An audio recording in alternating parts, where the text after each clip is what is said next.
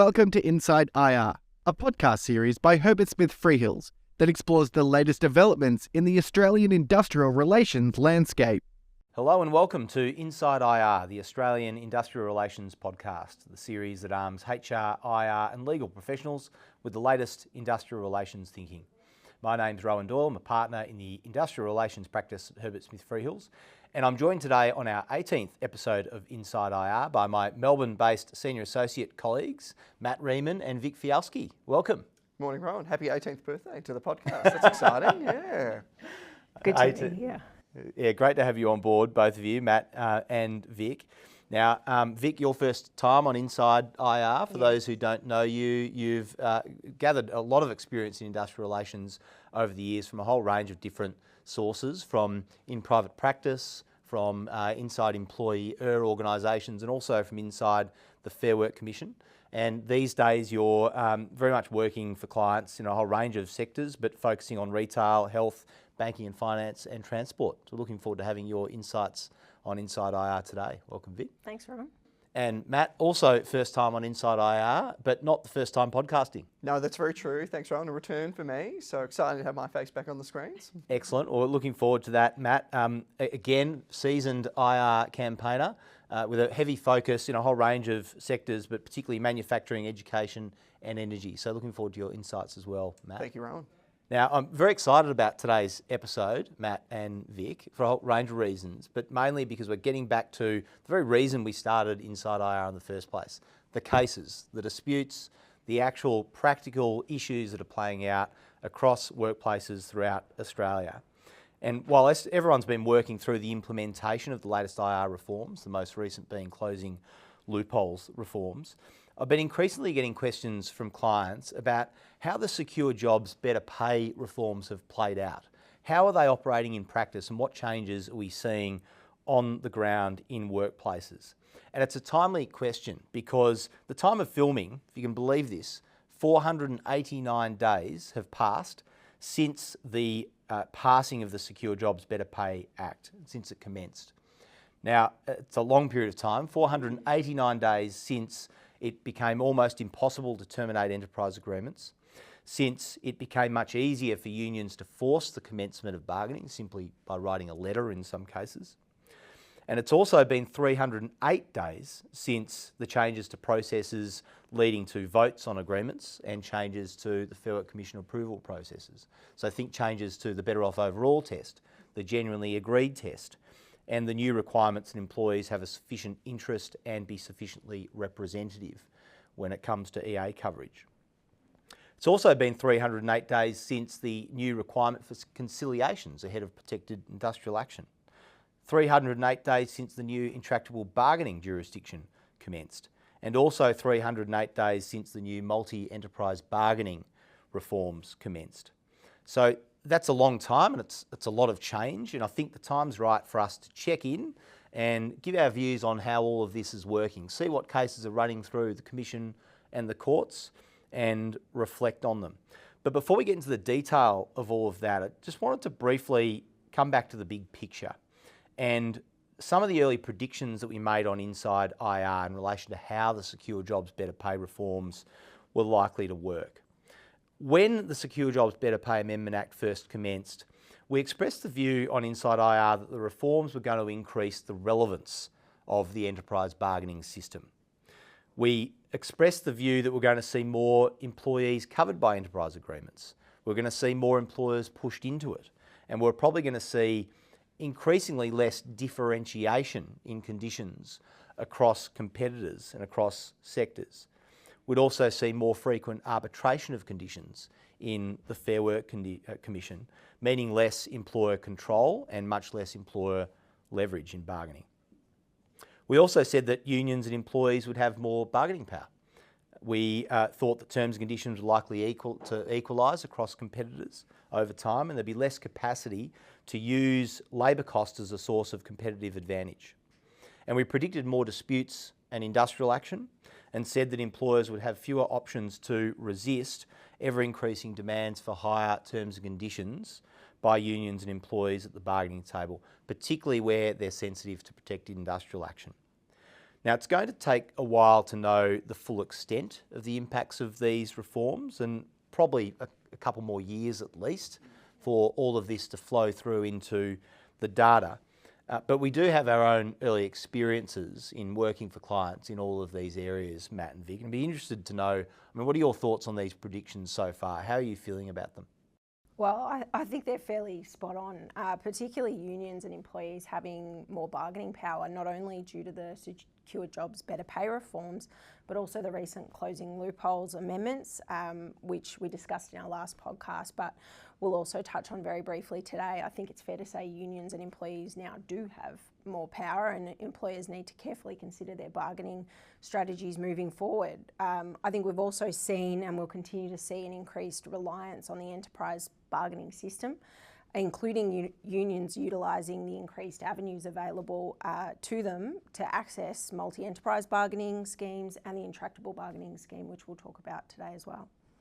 Yeah, I think I would echo everything that Vic has just said there. I think certainly for all of us, anecdotally, our experiences over the last several months have shown that really across every industry we operate in, the spectre of these changes, even more so than the actual bringing of certain applications like your IBDs and so on, have had a really significant behavioural impact on all participants in enterprise bargaining. Certainly, I think perhaps the greatest we've seen in the lifespan of the Fair Work system. So I think that's that looming spectre that these applications could be brought at any time has had a huge impact, and we'll continue to see that impact over the coming months and years. Yeah, look, I agree. We're definitely seeing those behavioural changes. It's a really, really good call out. Time will ultimately tell, but in the meantime, there's 5 things that we're going to cover for you today. First, Vic is going to kick off and take us through an update on the intractable bargaining jurisdiction and how that new jurisdiction is playing out in the Fair Work Commission. We'll then move to you, Matt. You're going to take us through the new requirement to have a conciliation before protected industrial action is authorised. I'll then cover off the new multi-enterprise bargaining framework.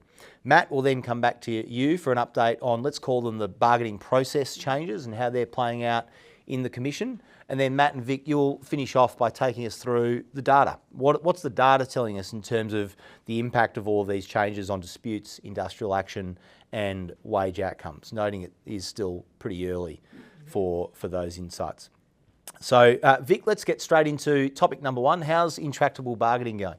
Well, we've covered this in previous podcasts, of course, but today we're focusing on some key authorities in the space that provide some useful guidance as to how the Fair Work Commission is going to continue to approach these applications, noting it is still in the early stages.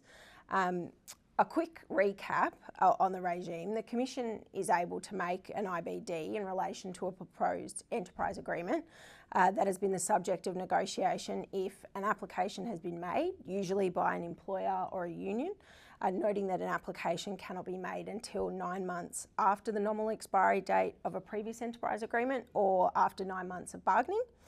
The Commission has dealt with the matter under its Section 240 dispute resolution process, and the applicant has participated in that process. There are no reasonable prospects of an agreement being reached, and it's reasonable in the circumstances to make the declaration taking into account the views of the bargaining representatives. Once the Commission makes an IBD, subject to any mandated post-declaration negotiating period, a full bench of the Commission must determine and make an intractable bargaining workplace determination as quickly as possible. At the date of filming, so 8 April 2024, the Commission has not made any intractable bargaining workplace determinations following the making of an IBD. Although there are a few on the way, I think. Yeah. Several on foot, yeah.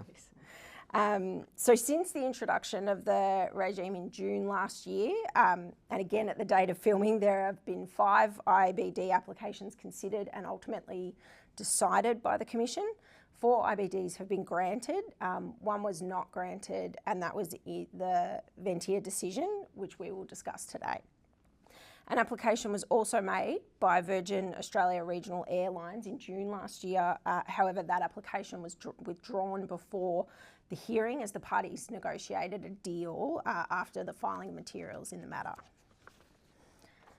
So the first IBD was made in October last year in United Firefighters Union and Fire Rescue Victoria. following an application by the UFU that was supported by FRV and the Minister. The parties had been bargaining for around a year and a half and had attended 11 Section 240 bargaining dispute conferences conducted by the Commission.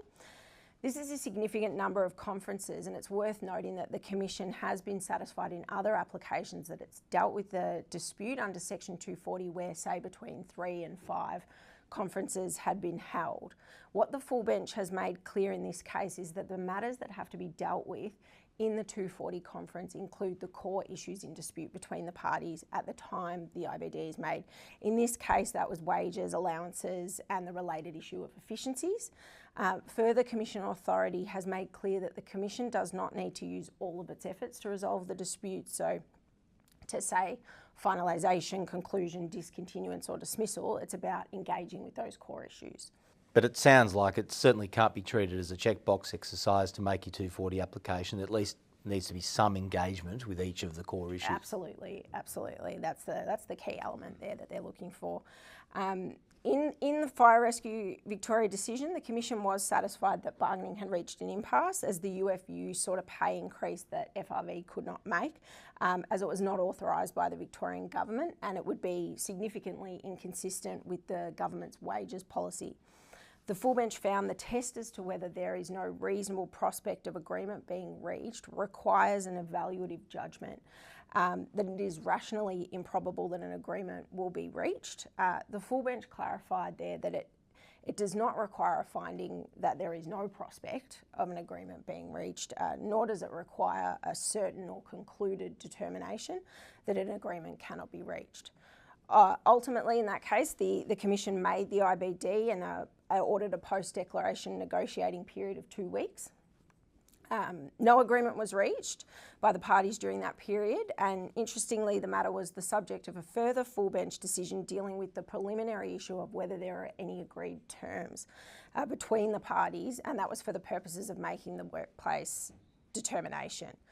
So an agreed term for a workplace determination is a term that the bargaining representatives for the proposed agreement had agreed should constitute a term of the agreement. The full bench in this matter confirmed that a term will be agreed where there is a consensus or a meeting of the minds between the parties on the terms that should be included. The Victorian Government's wages policy was a determinative factor in the full bench finding that no terms have been agreed, as any decision reached by FRV at the bargaining table was genuinely conditional on approval by the Victorian Government. And I think the Commission also made the point that the union involved were well aware of these parameters and requirements. That's right. Yeah, and it's interesting that this what is an agreed term issue played out so quickly in the case law, because it's one we actually foreshadowed in our earlier episodes of Inside IR as being, well, what's required there? I mean, what about a footnote to all your concessions that says it's subject to the whole package? Exactly. Or what if you go further and make it clearer that it's subject to agreement on other particular issues or claims? And I think that's a real lesson for employers there. To be interesting to see how that plays out in a non-public sector environment where you don't have the cover of the government wages policy.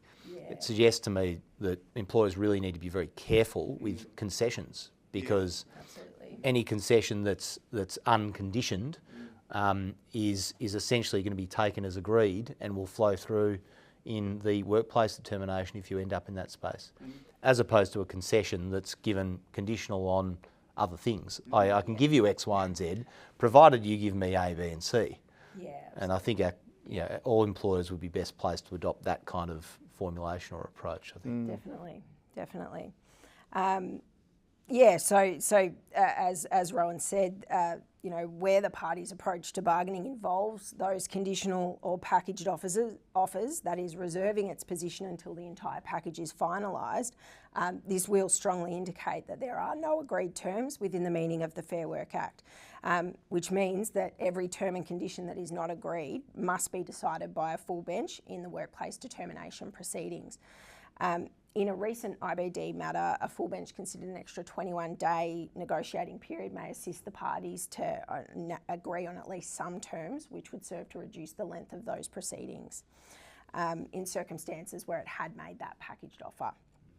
I do note the UFU is currently seeking a judicial review of the full bench decision, so there may be some developments in this space yet. We also saw the decision of Ventia Australia and United Firefighters Union late last year. An application was made by the company for an IBD, which was contested by the union. The IBD was not granted by Deputy President Hampton. He concluded there were reasonable prospects of an agreement being reached. This was despite bargaining having been ongoing for an extended period of time, a significant number of outstanding unresolved issues between the parties, and the agreement was put to vote and soundly rejected by employees some 4 months earlier. The Deputy President referred to a range of factors supporting this conclusion, including, for example, the possibility of a longer-term agreement, which the union confirmed it was open to, recent developments in the tendering process at the site where the employees were engaged, which meant that the bargaining positions of parties could be revised. The Section 240 process had not been utilised for some months, and it did not consider those recent tendering developments. Protected industrial action had been relatively low-key, and the parties had a long history of successfully making agreements in the past for the relevant group of employees. So despite the impasse and the extent of unresolved issues, the Deputy President found that a continuation of bargaining had the potential for progress, and an agreement could still realistically be reached. So while the factors outlined in that case by the Deputy President in the decision, they do provide some useful guidance, the Commission has warned that they should be applied with caution. So they are highly specific to that case and the financial circumstances and the tendering circumstances faced by that employer and the specific needs of that workforce. So useful guidance, but we should apply them with caution. So following that decision, we've had 3 further IBDs made by the Commission. They were in the 2 Cleanaway decisions and Network Aviation decision. What we've seen from these decisions and the decisions I've discussed is that each matter is going to turn on the specific circumstances surrounding bargaining. Some common themes, though, that we've seen from the applications granted is that in the majority of cases, there had been in excess of 10 bargaining meetings between the parties and at least 3 Section 240 conferences conducted by the Commission. In the majority of cases, an agreement had been put to vote by the employer and voted down by employees, and a post-declaration negotiation period was granted in all cases of between 13 days and 21 days. So in terms of the Commission being satisfied that there was no reasonable prospects of an agreement being reached in these matters, with the exception of the Ventia decision, which was specific to that change in circumstances, we are seeing some themes. The Commission has been satisfied of this where bargaining has occurred over an extended period of time, a significant number of issues remain in dispute, the Section 240 process is not progressing or achieving results, a proposed agreement has been voted down by employees, and protected industrial action has been taken, particularly noting the size and the impact of that protected action will be relevant. And in terms of whether it is reasonable in all the circumstances to make the IBD another key consideration for the Commission, I think it's fair to say the views of the employee bargaining representatives will carry some significant weight, including whether the application is contested or not. Other factors we are seeing from these decisions that are likely to be relevant include whether public safety and a critical public service is disrupted, including how any future protected industrial action could impact on the provision of essential services, the length of time it's been since employees have received a pay rise, and whether the relationship between the parties has deteriorated. I think we can expect to see continued use of the intractable bargaining regime, particularly by unions. If employers have been bargaining for some time, they must be alive to the risk that an IBD could be made, and whether a term is an agreed term, as we spoke about further, I think for the purposes of an IBD should be a key consideration for employers throughout the bargaining process, as you mentioned, Rohan. As a final point, just note the further amendments to the provisions dealing with agreed terms were made as part of the closing loopholes reforms, which clarified that a term will be agreed at 3 points during the IBD process. So that's when the application is made, when the IBD itself is made, and at the end of any post-declaration negotiating period, if there is one. So once a term is agreed at any of these points, it will remain an agreed term for the remainder of the IBD process, and it is vital that employers are clear with bargaining representatives during negotiations about what terms are agreed, if any, or if it's that conditional package deal. And we have discussed this in previous podcasts, Rohan, but I think it's most worth mentioning again that the amendments to the Commission's powers in making intractable bargaining workplace determinations mean that the Commission is prohibited from deciding on a term or condition that undercuts those existing terms in an enterprise agreement. So employers must exercise caution in conceding to those demands in order to secure a deal, noting that it's now very unlikely to be bargained away. That's right. I mean, that's a huge change, which we've commented on previously in previous episodes. But to your point, Vic, it reinforces the importance of being very careful with concessions. Yep. Because any concession you make that's unconditioned, you're essentially giving away for free, noting that the employer then can't take any existing conditions in EAs backwards during the intractable bargaining process. Yep. So look, without question, this is a huge change that will influence, and that already is influencing tactics at the bargaining table that all industrial relations practitioners really need to know at the back of their hand. And these cases are already giving some good insight into how the Commission will approach these issues.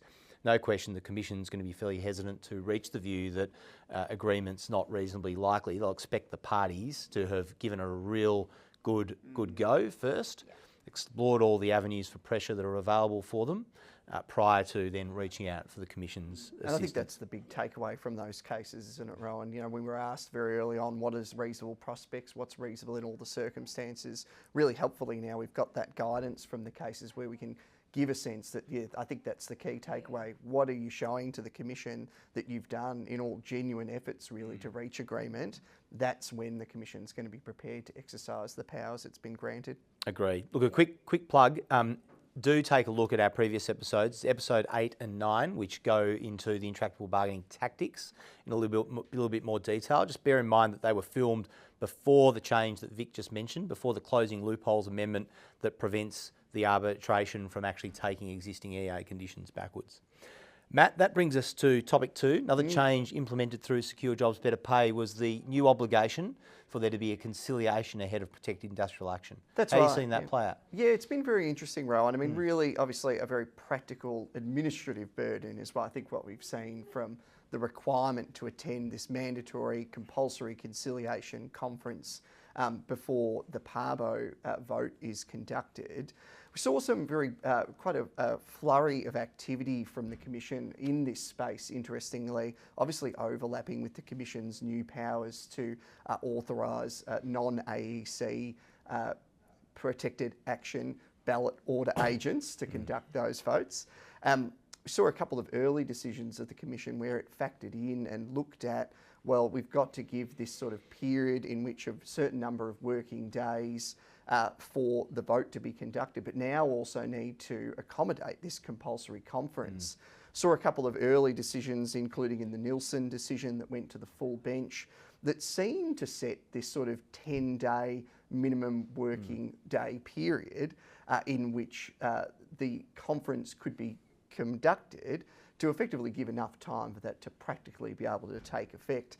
Interestingly, as that sort of has developed, that sort of changed, we speak about behaviours. Notably, I think a lot of employers and unions were starting to adapt their behaviour for the preparation of these conferences around this assumption of the 10-day period.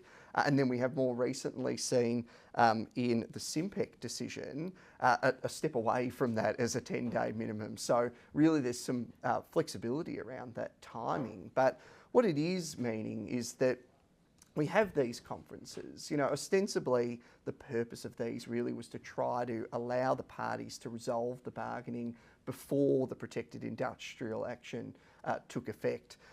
In practice, we're not really seeing that. We're not seeing resolution of these matters at these conferences. We're not seeing the bargaining be resolved and agreement be reached. We are seeing some narrowing of the issues, I think. That's been really helpful, particularly when the parties have both parties have come as prepared as possible to these conferences. In practice, though, I think coming back to that administrative burden, you know, I think anecdotally what we're hearing is that, you know, a lot of the union parties, they're not coming to these as prepared as they could be to get the maximum value out of them. and employers are coming prepared, but then having to grapple with that sort of disconnect between the level of preparation. I think importantly too, it does make sense in a lot of ways when you look at the incentives for both parties in this sort of conference to really reach agreement. They're not really there. You know, for the unions, they've not Too even been early, able to. I often. think that's the key point, isn't it? You know, the unions haven't had the ability to have their PIA actually take effect and cause some pain, and the employers, by the same and on the same token, don't necessarily want to appear to be frightened of the potential PIA and be seen to capitulate that early on as part of that process. So what the Fair Work Commission is doing, though, is putting the parties through their paces and making them do some pre-work. So we've seen, obviously, some of the directions that get issued ahead of these conferences to actually put some thought into what are the claims that are outstanding, why, and what alternatives might the parties be prepared to consider, which is a good thing. Yeah, absolutely. But as you say, it's not necessarily resulting in deals being done at best, a narrowing of issues. No, that's right. And I hate to say it might be becoming a bit of a box-ticking exercise, but to some degree it is. And, we've seen a recent application by the CFMEU in respect of some of the cross-river rail bargaining to try to combine two of the conferences into one. So really, that really doesn't speak to the purpose of these in respect of the bargaining. And so I think really what we're going to continue to see is a lot of work having to be put in for, unfortunately, potentially, no real super positive outcome in the short term. Yeah. Thanks, Matt. That's a good update, which I think brings us to topic number 3, the new multi-enterprise bargaining laws. Now, Vic, Matt was relaxing over the weekend, having a look at some of the back catalogue editions of Inside IR, and episode 7 caught my eye. It was a session with myself and Nick Ogilvie. We ran through the multi-enterprise bargaining reforms back in March 2023. And in that episode of Inside IR, there was a fair bit of debate about how broadly the laws were going to be applied. So a whole bunch of new tests that we're reasonably unfamiliar with. And at the time, there were a few academics, I think Professor Andrew Stewart was one of them, saying that if the Fair Work Commission took a strict approach to a lot of these jurisdictional prerequisites for multi-enterprise bargaining, then the Fair Work Commission would approve very few multi-enterprise bargaining bids. Now, we on Inside IR said, on the other hand, well, hang on, it's a bit early to make such a big call, particularly in circumstances where a lot of these jurisdictional prerequisites, a lot of the tests, actually carry a reverse onus. So employers are assumed to have met the tests unless they can prove otherwise. So because of that, the view we expressed at the time was that employers needed to be a little bit cautious here and probably plan for the worst to a degree, because it was just simply too early to tell how these provisions were going to be interpreted and applied in the Fair Work Commission. How have things progressed 308 days on? It's been a bit of a slowish start, but I think we're starting to see the law develop in this area. What's clear is that unions are increasingly interested in these provisions. There's some advantage to them, of course, just by way of general efficiency in negotiating agreements. I mean, it's easier to negotiate one multi-enterprise agreement across 5 sites rather than five different enterprise agreements, to put it simply. And we're seeing unions starting to use them. Now, so far, on my count, if we focus on the more contentious single interest employer authorisation stream of multi-enterprise bargaining, there's currently only been 5 formal authorisations granted by the Fair Work Commission. And the AMWU, we know, came out of the blocks quite early and declared their desire for a multi-enterprise agreement in the air conditioning, manufacturing and installation industry. And in fact, in February 2024, obtained formal approval from the Fair Work Commission to bargain for that multi-enterprise agreement. And we saw a few weeks ago now, a report from Ewan Hannon in The Australian, having reported that a deal had in fact been reached. So that's one example of perhaps some early progress being made in the multi-enterprise bargaining space. But I mentioned there'd been 5 authorisations granted by the Fair Work Commission so far. Of those, what is interesting is that all of them have been by consent. No employer has opposed any of those 5 applications. What's also interesting is that they're also in broadly similar sectors or subsectors. So of those 5, we've got one proposed agreement for Western Australian Catholic education employers in primary and secondary schools for non-teaching staff. You've got a proposed agreement covering Victorian TAFE employers in respect of teaching staff. You have the heating, ventilation and air conditioning agreement that I mentioned earlier. You have an enterprise agreement to cover nurses and midwives in the Victorian public health system. And then you have another agreement covering Victorian public health system employees and employers. So you see that from all of those applications, leaving aside the air conditioning industry application, all the others have been in the health and education sectors, and all of them have been by consent. So I think it's fair to say we haven't yet seen a case that is fully tested the boundaries of the multi-enterprise agreement jurisdiction. We haven't yet had a case that's considered the extent to which private sector competitors might be compelled to bargain together for the same enterprise agreement.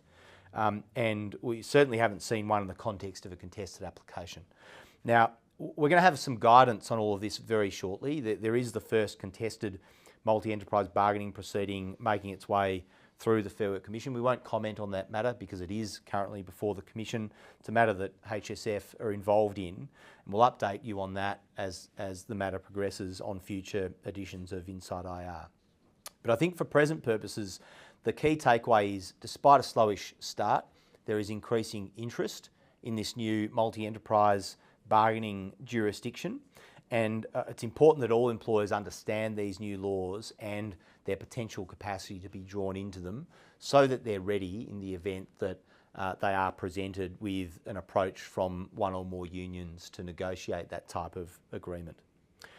Which I think, Matt, brings us to topic number 4. There've also been a raft of changes to, let's call them bargaining process, requirements leading up to a vote, the approval requirements of the Fair Work Commission. What are we seeing come through in the cases on those changes? Yeah, so it's been very interesting. So as a quick refresher, really, so I think 2 main categories. We saw the Secure Jobs Better Pay changes maintain the genuine agreement test, but shift the sort of procedural aspects out of the Act and into the Statement of Principles of Genuine Agreement, which the Commission must consider when determining whether an agreement has been genuinely agreed, and then also the introduction of the sufficient interest in the terms of the agreement test for employees and the sufficiently representative having regards to the employees the agreement is proposed to cover. So 2 main sort of major categories there. Now, because of the way that the transitional provisions did work in respect of these changes, it only applied these new procedural requirements to bargains that had a notification time from 6 June 2023 onwards. So when we've had this sort of 10-month period, we've obviously continued to see a lot of decisions in the enterprise agreement approval space. A significant number of those have been in respect of the previous pre-secure jobs regime. But we have had a couple of decisions come through in that period. Now, of course, immediately there's some things that you have to think about when you hear in that short period that these have come through. It does mean that the bargaining for those respective bargains has been quite short because it's been able to be commenced, finalised, approved and applied for to the Commission within a 10-month period. So it's a very short period in terms of what a lot of our clients out there would normally deal with in terms of their bargaining rounds. And it also means there's a good sense that these are perhaps decisions and applications that aren't, particularly contested in the sense of the bargaining itself or the approval process. But we've sort of extracted 3 cases, I think, which I'll come back to the commonalities of them, but give you a brief sort of rundown of the 3 just to see how these new processes and procedures are being applied in respect of these tests. First decision is the Geocon Constructors application. Now, this one was in respect to whether the employees who had voted on the agreement had had sufficient access to the terms of the proposed agreement. So we know the access period pre-secure jobs, that 7-day requirement for access to the agreement, to have the content of the agreement in front of the employees for them to consider. The Statement of Principles on Genuine Agreement effectively adopts that. It changes it somewhat.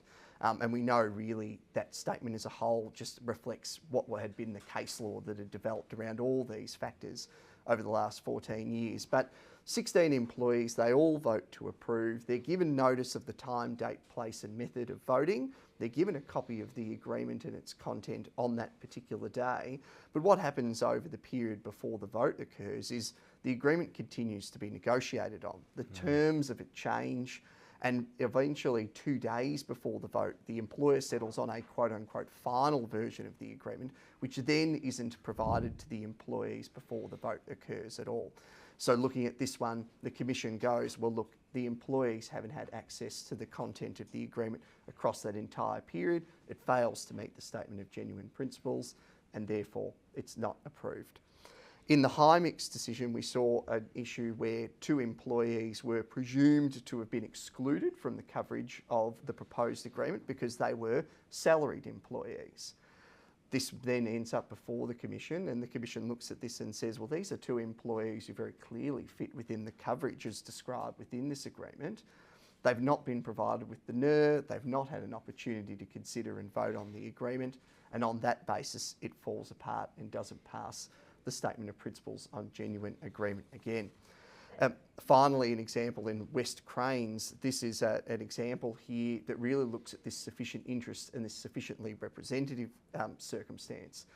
A mobile crane hire operator business, 4 employees, all mobile crane operators, vote on and approve an agreement which includes a schedule of coverage classifications that deal with actual construction coverage classifications.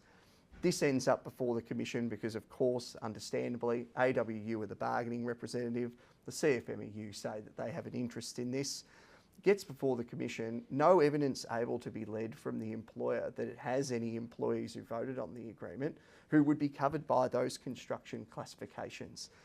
On that basis, the Commissioner determines, well, those employees don't have a sufficient interest in the terms of the agreement that related to the construction terms, because they were mobile crane operators, and were not also sufficiently representative of those particular classifications, because again, mobile crane operators instead of construction employees. So I think we draw out those 3 decisions because I think the comment that I want to make about these is these behaviours that we've seen in these applications, they're not entirely different from the sort of behaviour that pre-secure jobs we would have said would have given rise to real concern as to whether this would have passed the You'd get a genuine similar agreement outcome. test. It's a similar outcome. So these changes are changing the way that the Commission looks at these issues, but the same sort of conduct and behaviour is going to be picked up. It's not perhaps an excuse to try to get things through that may not really be passing muster in terms of these tests, but it's also not shifting the dial considerably in the way that you would approach genuine agreement, you approach your procedural aspects in terms of looking at the Statement of Principles on Genuine Agreement and considering properly when you're sitting down to get your enterprise agreement approved, are the employees sufficiently representative and do they have a sufficient interest in its terms? Yeah, no, it's well said, Matt. And we do, again, have some materials online about this. We've written an article explaining the differences between the new and the old world when it comes to the new Statement of Principles from the Fair Work Commission on Genuine Agreement. And I think Matt makes many of the points that you're making there, that the changes are actually reasonably nuanced. There's not a huge amount of change. It's more an attempt to reflect the existing law in a handy little document that people can follow. So that's right, check those out. And also episode 11 of Inside IR, where we work through many of those changes in some further detail. But I think, sorry, Matt. I was just going to say, and I think it's worth commenting on that some of those aspects of the Statement of Principles on Genuine Agreement that we expressed the most interest in those previous episodes. For example, that requirement to compare to changes in the modern award that may have occurred. We haven't seen those tested as yet. So I think once we do see those more contentious aspect of the statement be tested, there will be some really interesting commentary that we'll be able to develop from that. But our comments for now are really, look, approach this in the same way that you would have approached your bargaining and procedural requirements pre-secure jobs. Just keep in mind that the lens is slightly framed differently than it was previously. We need more than 308 days to have a clear view That's on how absolutely all true. this is Absolutely working. true, for sure. But it is clear that even small mistakes can end up resulting in agreements not being approved. So very worthy to invest some preparation in that, which I think brings us to our 5th and final topic, Matt and Vic, just to tie everything together. What does the data tell us about industrial disputes, about wages and about industrial action since these reforms commenced? Are we able to draw any parallels there or some conclusions? Yeah, look, we absolutely are, Rohan. I mean, look, it's early days for the data again, 308 days, it takes a little while. There's a long lead time, I think, for this to start to be reflected, for these changes to start to be reflected in the data. There is a little bit that we can draw on. We can draw on the September quarter from last year in respect of the trends in wage increases. We know that the September quarter was a 4.1% sort of across the board wage increases, which was a 0.3% increase from the previous quarter, which was the June quarter, so from before the pre-secure job. So not huge in that sort of early aspect, but again, long lead time for these things. Comparison, of course, to the September quarter for 2022, the average wage increase there was 2.6%. So significant increase, sort of that year-on-year difference, but for that period where the secure jobs changes were in, not too much we can draw from them, but definitely an increase that we can see, and a difference between the union EA increases versus the non-union EA increases of about 0.6%. So interesting to see that in that quarter, first quarter that secure jobs is in effect, higher wage increases than the quarter before and higher in union EAs than non-union EAs. Some other interesting trends reported on by the Fair Work Commission as well, just in respect of applications up to and including the month of January this year.